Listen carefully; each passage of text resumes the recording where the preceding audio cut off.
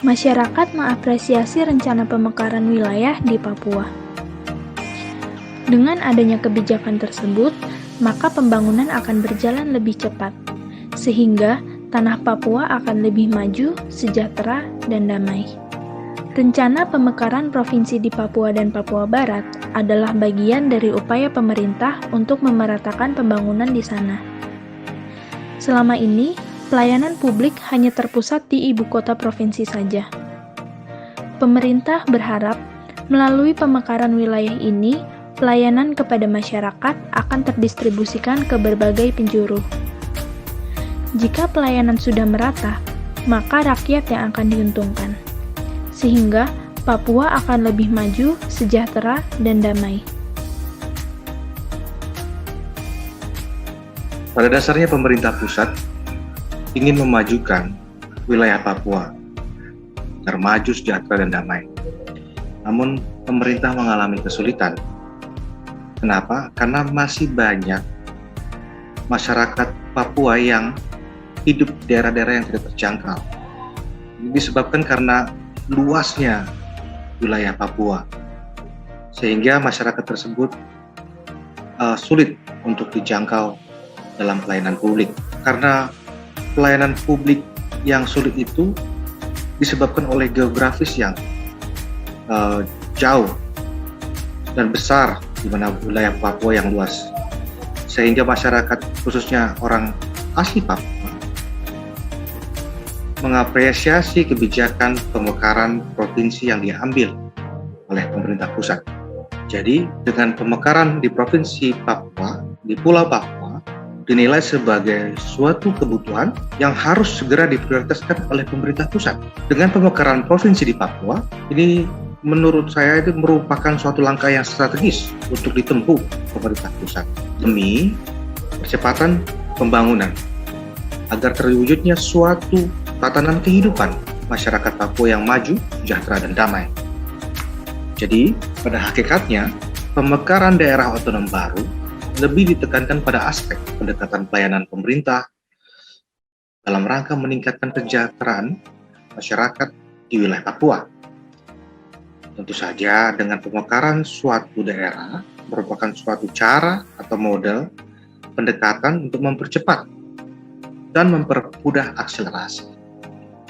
Jadi pembangunan di daerah dan daerah otonom baru yang terbentuk merupakan entitas yang baik sebagai kesatuan geografis, politik, ekonomi, sosial, dan budaya.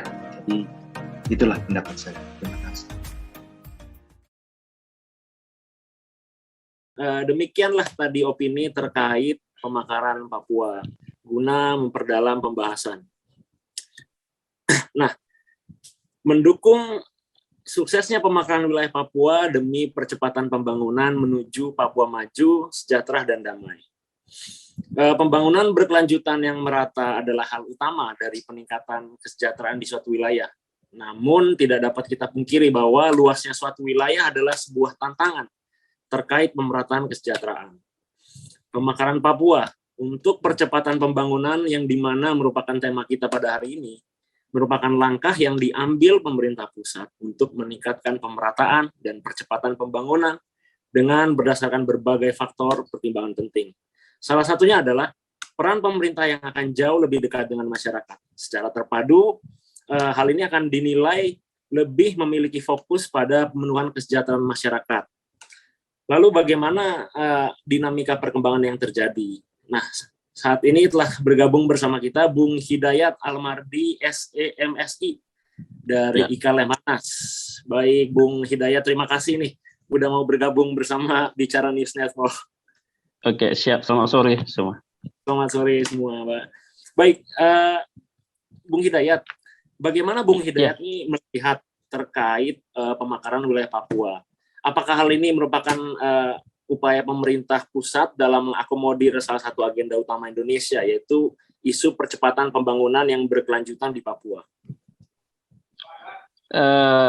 Oke, terima kasih Bung Gerald atas partisipasinya. kita tahu semua bahwa tujuan dari pemekaran adalah pemerataan pembangunan di setiap daerah tanpa adanya ketimpangan, tanpa adanya kesenjangan, tanpa adanya terjadinya merasa termarginalkan terhadap daerah tertentu. Kita tahu bahwa setiap tujuan pemekaran itulah pemerataan itu sendiri, dan ya kita tahu Papua yang juga mempunyai dana khusus dengan segala dukungannya dan juga dana tambahan infrastruktur yang hampir 100 triliun sekian, tetapi terkendala dengan geografisnya, keadaan wilayahnya. Jadi sudah sangat jadi sudah sangat layak bahwa Papua yang dulu Irian Barat menjadi Irian Jaya, tahun 2002 mekar dari Irian Jaya menjadi Papua dan Papua Barat, dan sekarang Papua sendiri mekar lagi, ada 3 provinsi baru. Jadi sangat beralasan dengan keadaan geografis tersebut, pemekaran menjadi salah satu solusi untuk pemerataan pembangunan dan mengurangi ataupun menghilangkan kesenjangan di masyarakat. Mungkin itu, Bung Gerald. Baik, artinya dari sisi pertimbangan geografis ya, artinya kayak contoh kita Pulau Jawa aja yang luas itu ada berbagai provinsi gitu. Nah, ya, mungkin wilayah Papua lebih luas lagi, harusnya bisa dipilah-pilah lagi ya gitu ya. Betul. Ini mungkin ada daftar tunggu lagi nih di Papua Barat, yang ada 2 provinsi lagi yang akan dimekarkan. Jadi dengan keadaan indeks pembangunan masyarakatnya yang masih rendah, Papua yang paling rendah di seluruh provinsi di Indonesia, jadi sangat layak lah setiap daerah itu aksesnya dekat dan aksesnya cepat. Salah satunya adalah pemekaran. Mungkin itu, Bung Gerald. Baik, Bung Dayat. Nah, saya spesifik lagi nih, Bung Dayat, isu pembangunan berkelanjutan, yaitu ekonomi dan juga infrastruktur. Nah, kedua hal ini kan punya korelasi ya, ada saling berhubung dalam dinamika peningkatan kesejahteraan. Gitu. Nah, seperti kita ketahui bersama kan, seperti yang tadi Bung Hidayat bilang mengenai aksesibilitas wilayah di Papua, itu kan isu utama nih yang menjadi perhatian utama pemerintah pusat. Nah, 2 pertanyaan saya. Pertama, sejauh mana pemekaran Papua ini bisa kita maknai sebagai efektivitas dalam mempercepat laju pemerataan dan pembangunan yang tentunya harus memiliki orientasi pada pemberdayaan orang asli Papua. Lalu yang kedua, bisakah hal tersebut dimanfaatkan sebagai peluang besar adanya partisipasi orang asli Papua untuk meningkatkan perekonomian dan kesejahteraan bagi orang asli Papua itu sendiri? Ya. Oh, sangat besar. Jadi kalau kita lihat pada undang-undang tentang otonomi khusus pada tahun 2001 tentang Papua, begitu juga dengan direvisi kemarin, selama ini kewenangannya sudah sangat besar. Kita tahu bahwa gubernur dan wakil-wakil gubernur Papua itu orang asli Papua, terbentuknya Majelis Rakyat Papua, dan kita tahu juga kursi di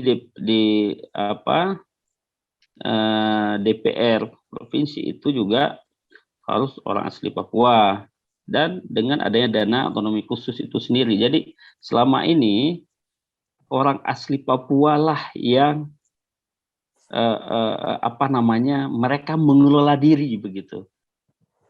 Mengelola orangnya sendiri, yang dikedepankan orang asli Papua, memberdayakan orang asli Papua untuk Papua itu sendiri. Jadi bukan orang di luar orang asli Papua. Jadi kalau kita bilang bahwa spesifiknya keterlibatan orang asli Papua dalam hal ini, ya memang orang asli Papua yang terdepan ataupun menjadi garda terdepan dalam pemerataan infrastruktur, dalam peningkatan ekonomi, dalam mendapat fasilitas pendidikan dan kesehatan yang layak, dan hal lainnya.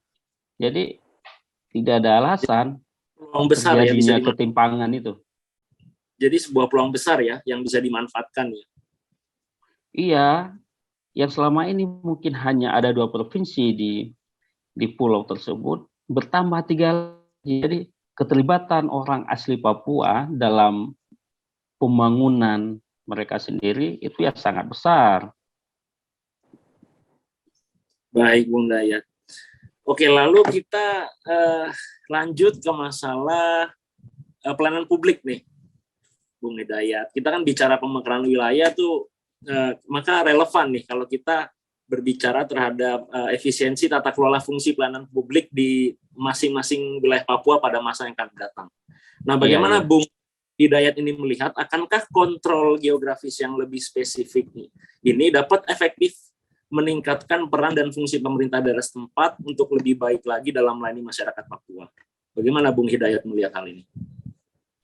Oh, ini malah ini keuntungan besar ketika terjadi pemekaran. Karena kita tahu bahwa ketika sudah terjadi pemekaran, maka kita lebih dekat terhadap akses-akses yang Bung Gerald sebutkan tadi. Akses pelayanan dalam pembangunan, mendapatkan fasilitas yang layak terhadap pendidikan dan kesehatan.